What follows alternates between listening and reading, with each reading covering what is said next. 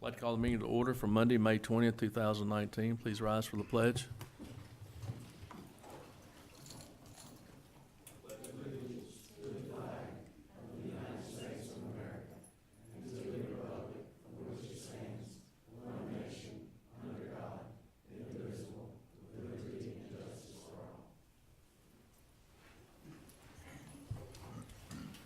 Reverend James Baltimore, lead us in prayer. This evening, our Heavenly Father, we come thanking you for this wonderful and beautiful day. Lord, we just ask that you just continue to bless us here in Dyersburg and in this community, and we just thank you for allowing us to be able to meet here tonight, and we ask that you'll give us a very successful meeting. Thank you for allowing us to get some of the highways fixed and other things done that we need to do in this community, and let us be good servants for the people in this community. In Jesus' name we pray. Amen. Amen. Thank you. Next item on the agenda, roll call. Please show all present here tonight. Mr. Recorder. Next item on the agenda, unfinished business. Is there any unfinished business? Seeing none, next item's new business. Under new business, there is a public hearing for 2 beer permits. We'll take them one at a time. The first one is the Hideaway, located at 551 Horner Road, Dyersburg, Tennessee. Chief. Thank you. Mayor, you Yes, sir. want to approve the minutes from last meeting? I guess I need to do that, don't I? Hang on 1 minute. Sorry about that. Next item, approval of minutes. Entertain a motion to approve the minutes. Motion from James Baltimore. Is there a second? Second from Coach Cole. Any discussion? All in favor say aye. Aye. Those approve. Thank you. Go ahead, Chief. Thank you. The first beer permit is for the Hideaway located at 551 Horner Road. This establishment previously had a beer permit, but a change in ownership or management requires a new background investigation. I've reviewed the background investigation and find no reason to prohibit the applicant from being issued a beer permit and would recommend you do so. Okay, thank you, Chief. It was properly noticed in the paper. You have that. All the other prerequisite requirements were fulfilled as far as the survey. You've heard the recommendation from the chief. I entertain a motion to approve this. Make a recommendation. Motion from Mayor Claire. Is there a second? Second from Coach Cole. This is a public hearing. Anybody in the audience wish to speak to this? Seeing none, we have a motion and a second. All in favor say aye. All opposed? Motion carries. Chief. Second permit is also for a business that currently has a beer permit. This will be for Casey's General Store located at 1950 St. John Avenue for an off-premise permit. Upon reviewing the background investigation, I find no reason to deny the applicant a permit and would recommend you do so. Okay, this also was properly noticed in the paper. Prerequisite information was submitted. They Survey. change owners, excuse me, Mayor, they change owners? Management, and anytime there's a management change in an establishment, there has to be a new background for that individual who is actually in charge of that site and ultimately over that beer permit. Any other questions? I entertain a motion to approve this. Second. Second. Vanetta. Vanetta, sorry. It's okay. Vanetta, Ricky. This is a public hearing. Anybody wish to speak to it? Seeing none, all in favor say aye. Aye. Those opposed, motion carries. Thank you, Chief. Next item on the agenda, Dyer County Promise Scholarship. Dr. Boyer.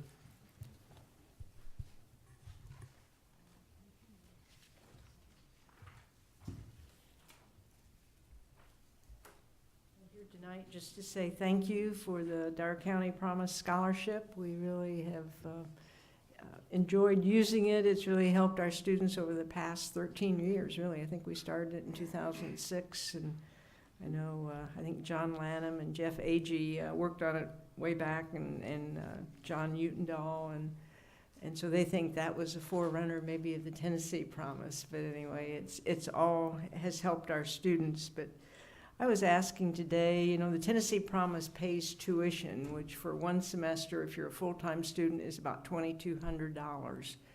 But on top of that, there are books, often depending what you're studying. If it's science and nursing, they get pretty big and expensive, you know, so they could almost spend their remaining $800, which would be the maximum they might receive from a Tennessee Promise grant. So they could easily spend that on books. And so they, and then, you know, students are trying to live, they're trying to pay for gasoline and, you know, transportation. So as you, maybe some of you remember when you were a student, there was never enough to, you know, cover all the bills. But I was asking today, how many of the students, you know, that we have that are Tennessee Promise students out of the high school graduates? I think we had 460 high school graduates last year that came to the college that were eligible for Tennessee Promise. They were coming out of high school. I mean, they were recently graduated, so they theoretically could have been eligible. But 127 of them ended up not being eligible because they probably missed a deadline. Maybe they missed a required meeting. There's about 2 required meetings. And so even though 460 came to us right out of high school, supposedly eligible for Tennessee Promise, it turned out 127 of them were not. So they need help to, you know, to get through, and we all need more skilled, trained people. So it's a real help to us. Tonight, Anna Flowers is here, and Anna is a recipient of the Tennessee Promise, Dyer County Promise, and also I think Tennessee Promise, and she's going to talk to you about how it's helped her. So I appreciate the time that we have tonight. So thank you, Anna. And she says she's nervous, so this group is not going to harm you one bit.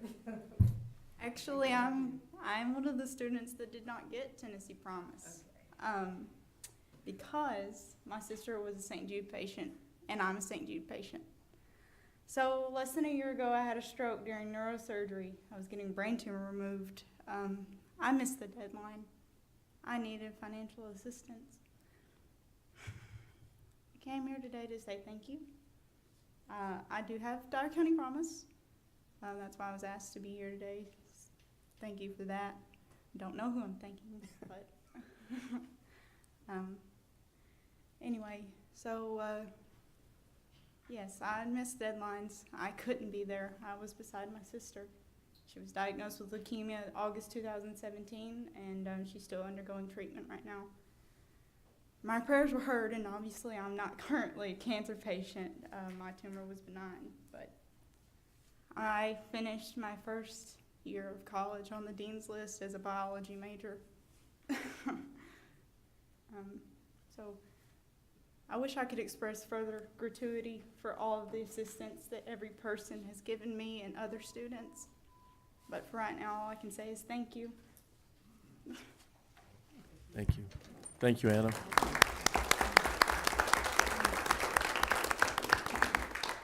Anna, I think, aspires to finish biology and actually work as a lab assistant or, you know, in research assistant at St. Jude. So I know none of us ever know when we might need that wonderful institution. So look forward to have skilled people like Anna on the job real soon after they finish their education with Dyersburg State and probably a bachelor's somewhere else. One other thing that you all have is our economic impact for a year of $61 million. The college, the budget for the college is between $20 and $30 million with funds coming in from Pell Grants. You know, they come into this area because the students are here and because the college is here. If the students would have gone to Knoxville or Memphis or somewhere else, the money would have gone to those communities. And so that money comes here, they spend it on food and gasoline and all the things that they need. And then all of us, there's over 200 of us that work at the college, so we have benefits and salaries that we spend in this community because the college is here. So it all rolls around to about $61 million a year in this region. So a major impact. And then you also have a copy of our most recent alumni news, and on page 11 is our illustrious mayor when he almost beat the Harlem Legends not too long ago, right, John? We were within 40. Came close, but You see a graduate on the cover. This is our 50th anniversary of the college. We opened in '69. This was our 49th graduation, and we graduated about 439 students, and 53 of them are about to be registered nurses. As soon as they get their associate degree in nursing, they can sit for their state boards, and we've had a 100% pass rate recently. So we're looking forward to getting 53 more nurses out working, and a lot of other people. About half the class transfers and goes on to a university to become teachers and all kinds of other professionals, and about half go directly to work. And a lot of them are in healthcare, or they may be in IT, earning certifications, or in manufacturing, going to work like at ERMCO or some of our other plants that are nearby. So a lot of good things happen, and a lot of it's because of what you help our students do. So thank you very much. And I'd be happy to answer any questions if you have any. Any questions of Dr. Boyer? Let me just say this to Dr. Boyer. Dr. Boyer, yes, sir. You do a wonderful job, and we really appreciate Well, you. thank you. A lot of good help. My wife is a graduate of Dyersburg State Community College, and you were very helpful with her. Yeah, well, thank you. Well, we're delighted to help all of our students, so they're really great contributors to this community, so thank you all. Thank you.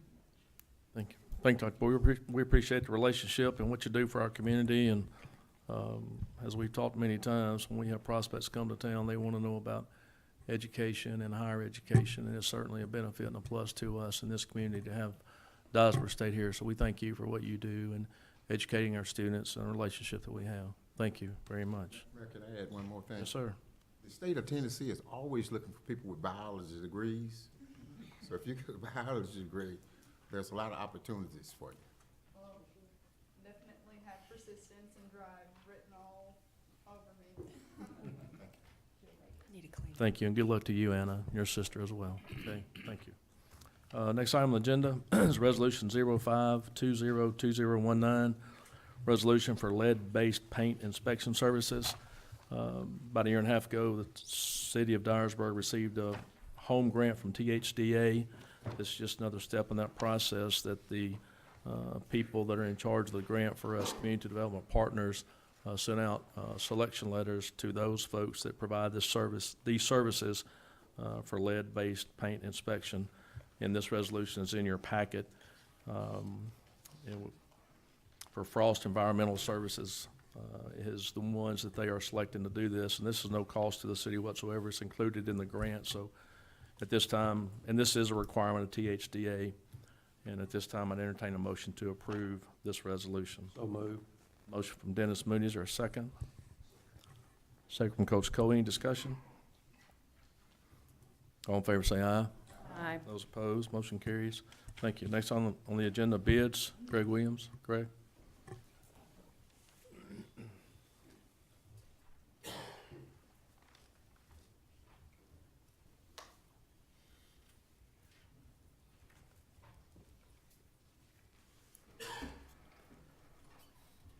Have several bids tonight.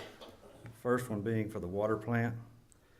And this is to rehabilitate well number 11, that will clean and revitalize it and bring it back to its state of when it was the capacity it had originally. This was a budgeted item. Notification was given through the State Gazette, 2 plan rooms, and direct to 3 vendors. I had 2 responses that ranged from $87,699 to $61,210. From the low bid was from National Water Services, and this is a company that has performed for us satisfactorily in the past. So I recommend awarding the bid to National Water Services of Lawrenceburg, Tennessee, $61,210. You've heard the recommendation. Entertain a motion to approve this. So moved. Motion from James Baltimore, second. Second. Second from Dennis Moody. Any discussion? Go ahead. I was noticing here, you've got up here where the bids where it was National Well Service, and then down here we gave it to National Water Service. Correct, it's Water Service. That was my typo. That's my Okay, well, typo. just want to make sure. Thank you, sir. Ray, what was the budgeted amount? Was this within budget? In the budget, it lists, which is old information, but the budget lists $20,000 to $30,000 to clean the well. But this procedure goes a little bit further, and it pressure injects chemicals into the walls within inside the well that frees up blockages in the well and then restores the capacity. So this goes over and beyond what just a regular cleaning would be. Any other questions? Have a motion and second. All in favor say aye. Aye. Those opposed, motion carries. Next item is for the wastewater plant. This is work being done on the primary clarifier number 1 and number 2 to replace the rake system that is worn out. This is not a budgeted item, but fortunately it is covered 100% by a CDBG grant. Notification was given through the Jackson Sun, which is a regional paper, as part of the grant requirements, and the 2 plan rooms. We had 2 people pick up plans. They range from $534,000 down to $420,920. That being from WaterServe from New Bern, who has done satisfactory work for us before. So I recommend awarding the bid to WaterServe of New Bern, $420,920. You've heard the recommendation. Entertain a motion to approve this. Motion from Coach Cole, second from Vanetta. Any discussion? Rick, how long does those rakes last? How long have those been in, since 80? They're designed to last for 25 years. They've been running for almost 36. They've been in 36 years. Any other questions? And we've received probably about close to $2 million, Mike, from grants that have gone to repair and replace and refurbish the wastewater treatment plant over the years. So those grant opportunities come along, we try to take advantage of them. This is another one of those that we're taking advantage of. I think the last one was $525,000 that we got that's doing this work. So thank you for doing that, and all the staff that try to do that as well. Any other questions? Have a motion and a second. All in favor say aye. Aye. Those opposed, motion carries. Second item for the wastewater plant is at the main influent pump station wet well, and it is to replace the lining system. This was not a budgeted item, but again, it's covered 100% by a CDBG grant. Notification was given through the State Gazette, the Jackson Sun, and 2 plan rooms. We had 2 people pick up the bid specs, only 1 response. This is a specialty, kind of a niche market for this process. We feel like this is a good bid, and I would recommend awarding the bid to CK Masonry of Nashville, Tennessee, $30,500. I will also add that it has been reviewed and recommended by the city engineer. Further recommendation, entertain a motion to approve this. So moved. Motion from Mayor Claire, is there a second? Second from Ricky. Any discussion? All in favor say aye. Aye. Those opposed, motion carries. Last item I have is the old Jenny Bell School. As you recall, this school was given back to the city from the city school system when they stopped using it about 5 years ago, I'm gonna guess. This project is to abate the asbestos out of it that will prepare for the demolition of the building. This is a budgeted item. There was $115,000 included for the abatement and the consultant. We're having to hire a third-party consultant to watch over the process. Notification was given through the State Gazette, 3 plan rooms, and direct to 6 vendors. We had 5 responding bidders. Their bids range from $167,136 to $87,395. This bid, being from Northwest Contracting Services, has been reviewed by our consultant and recommended. So I recommend awarding the bid to Northwest Contracting of Memphis, $87,395. Okay, you've heard the recommendation. Entertain a motion to approve this. So move. Motion from Dennis Mooney, is there a second? Second from Coach Cole. Any discussion? Greg, do we have any idea when all this will be done and, when the building will be? The asbestos abatement will be completed by June 30th because it's in this year's budget, and that was part of the bid, is that it would be done. So they will probably start next week. Rick, is it gonna be the whole building? Yes. Complete? Mhm. Greg, I think you're aware that I've inquired about the gym. Is there any way, can we get a structural person in there to look at the gym Any way you think we might be able to save? Well, first, I'll start out by saying, I don't want to diminish any of your ideas. I'll be glad to meet you over there tomorrow morning. We can walk through it and we can look at it. This is two separate projects, but now's the time, if we're gonna do something different, we need to do it now. I've been told there's no asbestos in the gym itself other than the window glazing, which means the windows will have to come out. The stage area, and there's a area in the back behind that has tile that's got to come out, mastic that's got to come out, so that will have a lot of that taken out. I guess first you need a purpose, and we've got, the DEC a few blocks away, but, so we need to be realistic. I feel like it's my responsibility to say that. You've got to have bathrooms, you'd have to reestablish all utilities. The electrical does not come into that part of the building, it comes down toward the mechanical room. All that would have to be reestablished.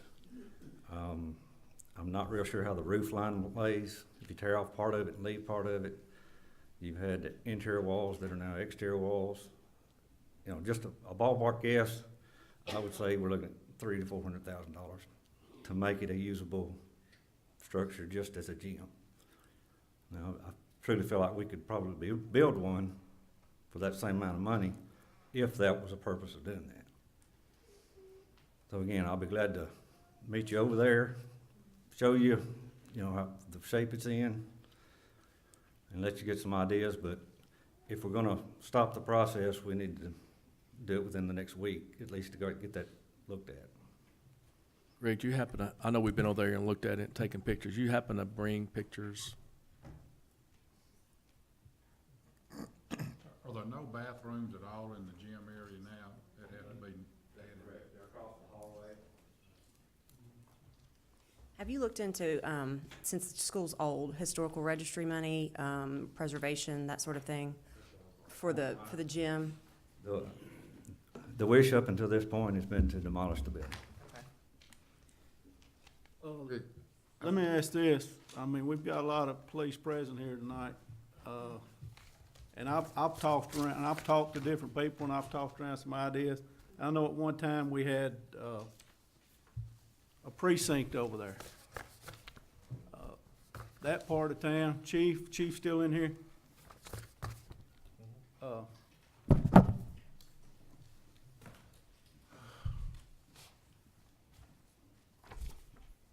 Does it not make sense to have some kind of police presence in that area if we can't get anything else established out of that building? And if it's cost too much, and, we may have to look at just, putting something. I know we've got to talk budget. I understand that. We've got to get it in the range of our budget. But, I think Mary Claire just had a question, and I was somewhere else. I didn't get the answer. Did you answer Mary Claire's question? It's like keeping the gym on the historical registry, maybe somehow apply for that. Like I said, up until this point, You've it been has wanting, been to yeah, it's been demolished, yeah. To address the precinct, I would love to have a precinct in every neighborhood in the city limits of Dyersburg. With the location of that particular precinct where it was, and then we have the availability of the activity center. We've been in conversations with Andy. There's space there available for us that we could potentially use as an additional precinct to service that section of town, and we have looked at that and talked about that. We're not talking a lot of money to make that happen and using a resource that we currently have within the city. But to answer your question, I would love to have a precinct in every neighborhood. The feasibility of that is, of course, something that you all would have to determine. Oh, great. Is it okay? Sure, yeah. Great.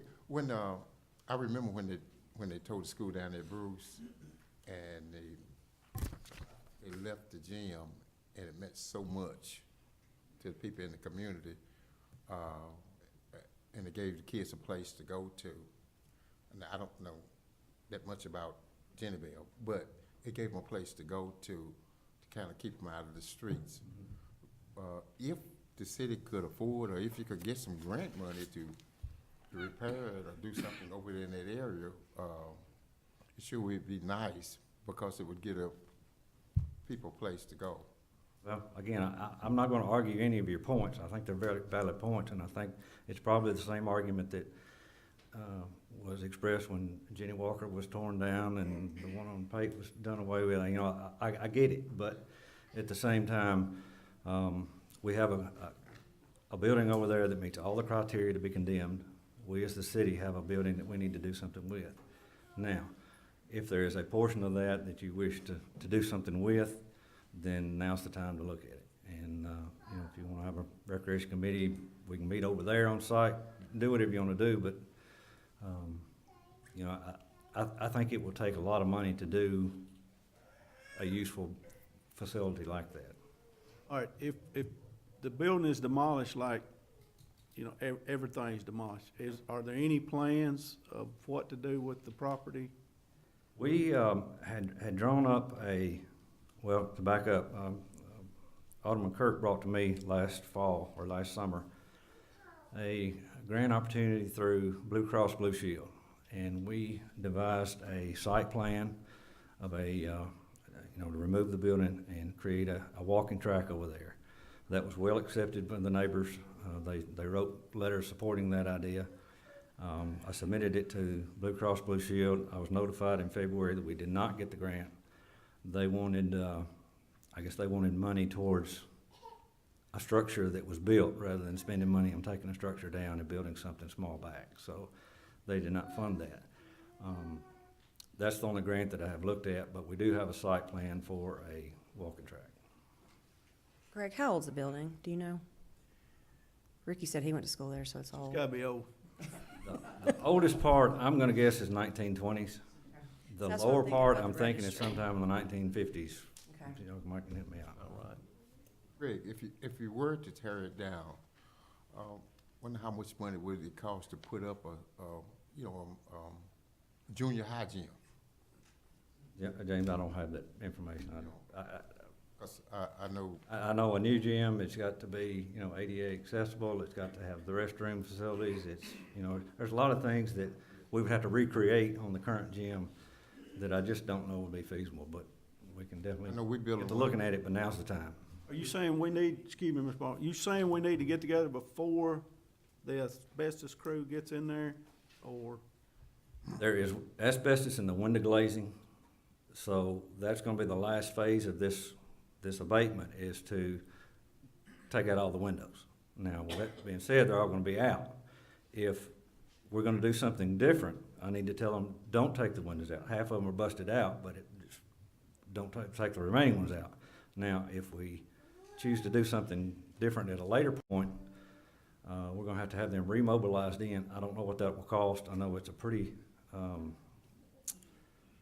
arduous task to create. They've gotta have a decontamination of 3 different rooms, so that's something they're gonna have to construct or bring in or something. So I guess to answer your question, it won't cost them much to take it out now, but to bring them back in, I'm gonna guess between $5,000 and $10,000 to have them do that same amount of work.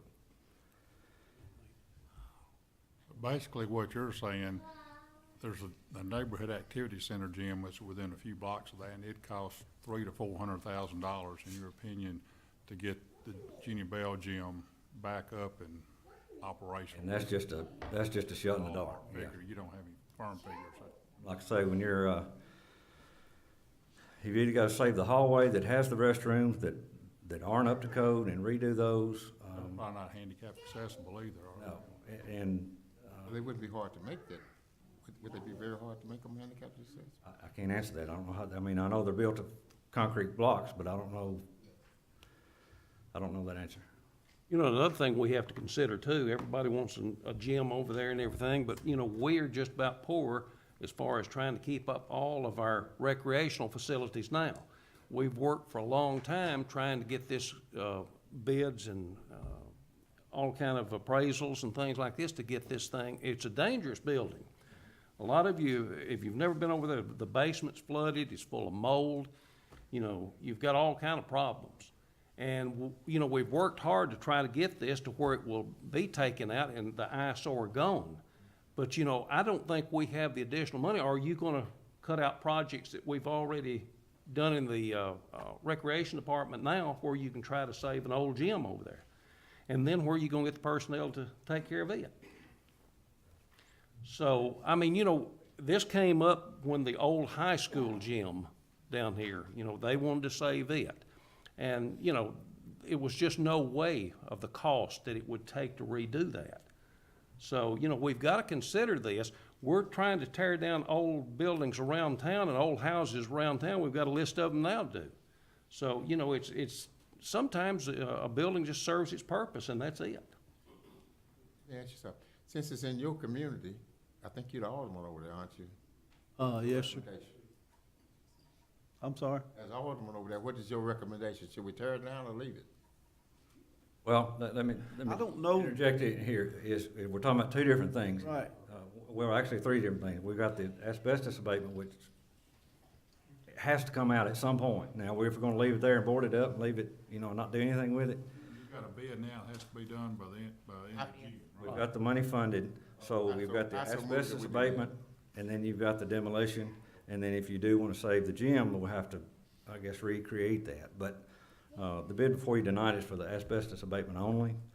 And if we wanna do something different, I'm just saying now's the time to do that. I make a Within the next week, I would I'll say. make a motion that we do the asbestos. I think we've already got it in a second. Yes, sir. Gary, let me ask you one question. This picture you supplied, tell me what that is. That is, if you enter the building from the north end, what used to be the police precinct, you turn right in the first hallway and you go down to the classroom at the bottom of the steps. There's been a limb fall out of the roof and it's come through the roof, and that classroom full of water. And that was part of the the insulation laying on the floor. That's mold Mold growing in that room or in the hallway? in the room. Okay. That answer your question, Rick? Yes, sir. Yes, sir. And Thank again, you. I'll be glad to meet you over there. If you hadn't seen it in the last 10 years, I think you need to see it. Okay, And if you'll contact me, I'll meet you over there. I'll do that. And thank you, Chief. I didn't thank you for coming up. I'm sorry. Thank you. Okay. Any other discussion? Got a call for the question. We have a motion and a second. All in favor, say aye. Aye. Those opposed, motion carries. Thanks.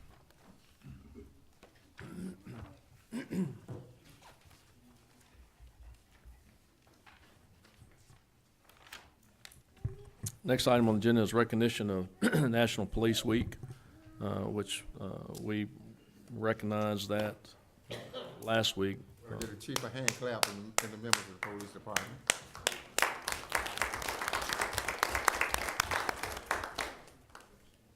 Chief, let me hand you this. This is just a proclamation from us, City of Dyersburg, Mayor and Board of Aldermen, recognizing the officers, the men and women of the Dyersburg Police Department, through their courageous deeds, have made the ultimate sacrifice in serving our community. And we appreciate their service and dedication to our citizens and our communities. So for those present here tonight and their families, we thank you for what you do, and your families, we thank you for sharing your loved ones with us to do what they do for our community. And for those that aren't here, we appreciate them as well. It's a tough job. It's changed a lot, I know, but thank you very much on behalf of this board to the Dyersburg Police Department for what you do. So thank you. Thank you for that, Mayor, and thank you so much for allowing us to be here tonight. This is the first time that we have been before the full board. One, to recognize officers here in the department that are going to receive awards, and to have a memorial type recognition in front of the full board. We've had services before. We've tried various different approaches, and we thought we'd try something different this year and come before the full board. And it's the most solemn part of tonight, but it's an important part. It's an important part of our conversation that we must continue to have and recognize the dangers that our officers face all across this nation and in Dyersburg, Tennessee. So thank you for allowing us to be here. We're going to take some time to honor fallen officers as part of the National Peace Officers Memorial Day and to recognize several officers here who will receive awards tonight for their service to our community. The National Peace Officers Memorial Day was signed into law by President John F. Kennedy on October the 1st of 1962 and is observed on May the 15th every year. We honor all the men and women who have died in the line of duty protecting their communities. In 2018, 163 police officers were killed in the line of duty. And so far in 2019, 44 have been killed and 5 canines have also been killed in the line of duty. This includes the Auburn, Alabama police officer that was murdered last night as he responded to a domestic-related situation. He was shot along with 2 other officers. Those 2 officers have survived. The Biloxi, Mississippi officer who recently was killed, he was ambushed when he was shot in the back multiple times on the police department parking lot. We honor all who have died making the ultimate sacrifice and recognize the following who have made an impact on the Dyersburg police family. This includes Dyersburg Police Detective Frank Maynard, who was shot and killed in the line of duty serving the residents of our community on July 25th of 1975. Detective Maynard's daughter, Lori Maynard Joyner, is married to Dyersburg Police Lieutenant Jimmy Joyner. Lauderdale County Sheriff's Deputy Kevin Maurice Ward was shot and killed on January the 2nd of 1990.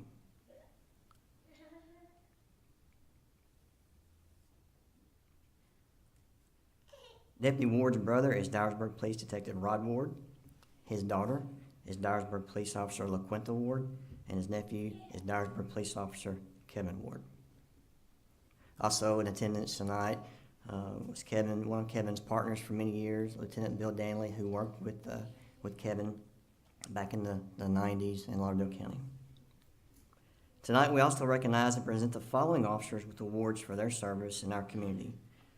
I'll ask the following officers to join me down front.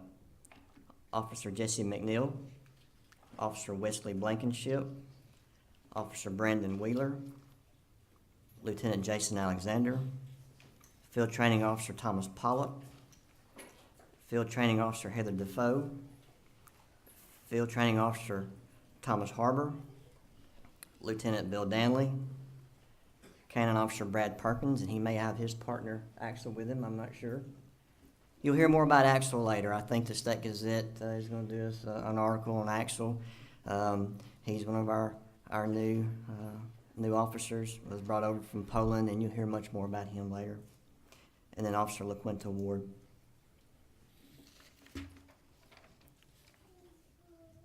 I'm going to go through and read each of these officers, the awards they're going to receive, and then I'll hand out the awards at the conclusion. Officer Jesse McNeil responded to a drug overdose call at a local hotel. McNeil located the victim in the bathtub unresponsive. The victim's friend told McNeil that the victim had a history of opioid and heroin abuse. McNeil tried to wake the victim by yelling his name and shaking him, which was unsuccessful. Officer McNeil then used his department-issued Narcan, as he was trained to do. In less than a minute, the victim became responsive, awoke, and confused. Within minutes, he did appear normal. For his actions, Officer Jesse McNeil will be awarded the Police Life-Saving Ribbon. Officer Wesley Blankenship, who could not be here tonight, responded to an overdose call. Upon entering the residence, Blankenship did find that the resident was in the kitchen and unresponsive due to a heroin overdose. Blankenship did not hesitate to use his Narcan on the resident as he was trained to do. Within seconds of him administering the Narcan, the resident came to and became conscious, but confused. For his actions, Officer Blankenship is also awarded the Police Life-Saving Ribbon. Officer Brandon Wheeler responded to a gunshot victim. Officer Wheeler found the victim to have a severe wound. Other people on the scene had attempted to restrict the bleeding with a belt without success. The victim said he was about to lose consciousness and was turning pale. Through the training that Officer Wheeler had recently attended, he recognized the severity of the wound and a necessity to stop the bleeding immediately. He applied a tourniquet to the area above the wound and was able to stop the bleeding. He continued to attend to the victim until EMS personnel arrived and relieved him. Officer Wheeler is awarded the Police Life-Saving Ribbon for his actions. Lieutenant Jason Alexander, FTO Thomas Pollock, responded to a call of a suicidal subject who was locked inside their residence. After evaluating the facts known to them at the time, they made entry into the residence and located the suspect in the house, and he was holding a machete. With lethal force justified, officers showed great restraint while Officer Pollock provided lethal cover. Lieutenant Alexander was able to utilize his taser and neutralize the threat. The suspect was taken to the hospital for treatment. This incident could have ended very differently, but with the combination of their training and skills, these officers were able to end the incident in a manner that prevented injury for all involved and preserved a life. Lieutenant Alexander and Officer Pollock are awarded the Distinguished Service Ribbon. Field Training Officer Heather Defoe, Field Training Officer Thomas Harbor, Lieutenant Bill Danley, and Canine Officer Brad Perkins, and Officer LaQuinta Ward responded to a call of a person that was being held against their will and being beaten by their ex-boyfriend. Responding officers worked together to determine that the appropriate response, given the facts that were available to them, was to make entry into the residence. The officers made entry where they located the suspect and victim. The suspect was taken into custody and the victim was rescued and taken for treatment. It is clear that the actions of these officers changed the outcome of this incident and most likely saved a life.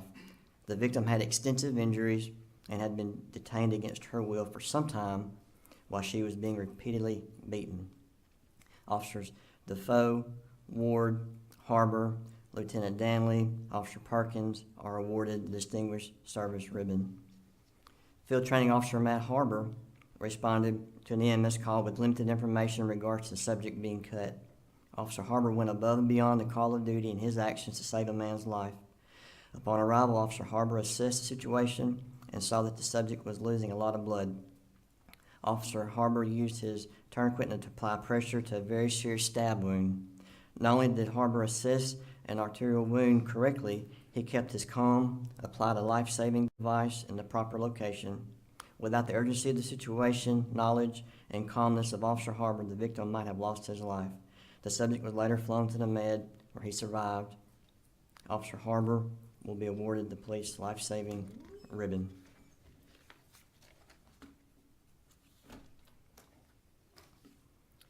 So tonight we recognize and present these officers with these awards. To say I'm proud is an understatement of not only these officers who are standing here with me, but the others who are in attendance and those who are working the streets and could not be here for various reasons. And to their families here. And I'll tell you, without family support, this job is just almost next to impossible to get through. So we really appreciate our families, and they go through a lot as well. We're very fortunate to have men and women like this standing here with me tonight, protecting us and being our guardians in Dyersburg, Tennessee.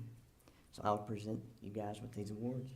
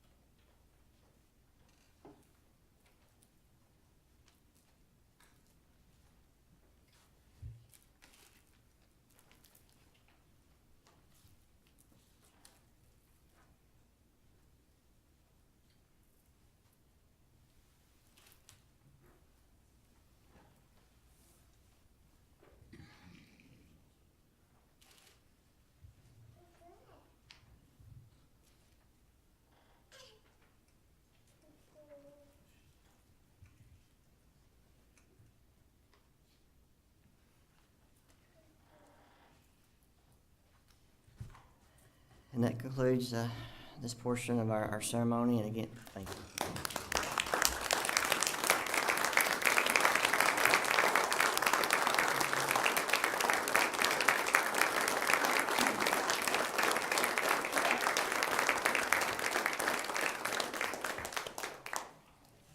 And thank you for letting us take the time in your meeting to do this tonight. We really appreciate it. Thank you, Chief, and again, thank you to these officers recognized here tonight, and to all those that protect and serve us, and your family members as well. We really appreciate you, and certainly proud of this department, so thank you very much. Next item on the agenda, report from Alderman. Mr. Baltimore. I just want to thank the paving committee for paving the streets and getting the streets looking pretty nice. Thank you so much. Still have one little corner that I need if I can get it done. Hope you have if you got about $50 in the budget left, maybe we can get that little corner done. Thank you. Edward. I just want to say I'm very grateful for our police department, and Chief, I'm glad you chose to do this in front of the board tonight. Coach Cole. Officer Steve Isabel, we go back a long way. We ate a lot of pieces together. Thank you for keeping me safe. Jason and the rest of you, thank you. Megan. I just want to say thank you as well. We're extremely grateful to have you. Thank you. Ricky. I'd also like to show my appreciation for the police and everybody in this room, all the family, and all the members of our department heads and members of all of our departments. And I'd also like to take a minute to congratulate the Dyer County girls softball team. Be 3 years in a row now that they're heading to Murfreesboro this week. I know we've probably got some folks from New Bern in here, and we just want to congratulate them. Thank you. Mary Claire. As chairman of the Street and Sanitation, I'd like to thank Mike McCullough and his crew for making Dyersburg look fantastic. Frank Maynard will be paid once school gets out this week, I believe, the end of the week. And there was an issue with the loading by the primary school side of the kindergarten. Mike and his team is looking into that too, so thank you. Thank you. Dennis. Okay, I just wanted to thank the police department for all they do, and also the paving looks great. We've hit some good streets that a lot of traffic is on, so it's made a big improvement. Also, someone had called about some problems with a house over on Butterworth, and I think Mr. McCullough said that's on the list to be torn down pretty soon. And I think we have a couple more on that list, don't we? Okay, but that's all I have right now. Thank you. Thank you. Vanetta. Join the rest of the aldermen in being thankful for our police department. Thank you, Chief Isbell, and all our staff, and just for the professionalism you show every day. We're just proud that you're on our department. Thank you, Vanetta. Also sent some information to the Alderman. Sanitation Department summer hours will begin Tuesday, May 28th from 6 a.m. to 2:30. Just want to let folks know about that, and we'll put that on our social media platforms as well. Also this week, we're celebrating National Public Works Week for our Public Works associates, the men and women that work for the city of Dyersburg in those departments. We're having an event this Friday for those folks at the Neighborhood Activity Center. You've been made aware of that as well. And also, don't forget the Dyersburg High School soccer team that left this afternoon going to the state tournament as well. They play tomorrow at 2 o'clock against Beach High School. So I want to wish them a lot of luck, and the ladies from Dyer County a lot of luck as well. Appreciate you coming tonight. Congratulations. We appreciate you men and women of the police department. Thank you for what you do every day. We're adjourned. Thank you.